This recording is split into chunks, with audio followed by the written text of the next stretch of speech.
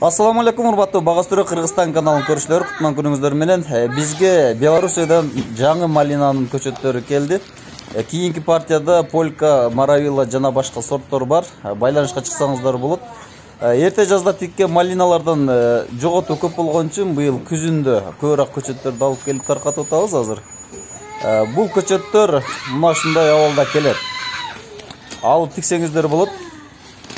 Эгер тиге турган болсоңуздар, жер тоңгонго чейин тигип успет этип калуу керек.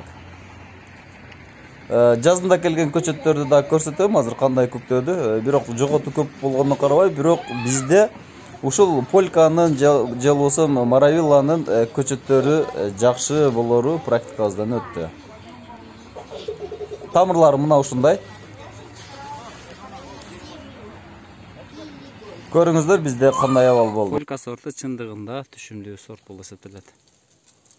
Муну кара, бою 2 карыш болуп алып, жер менен бир болуп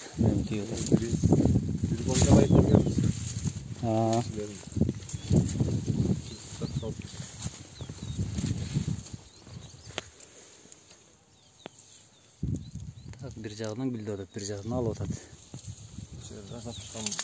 Жер бар. Мына нелерде өсүп тур. Так, мына нерсе. Уже көрбөй калгандарың уже. Так, мынакей. Польканын нерсе.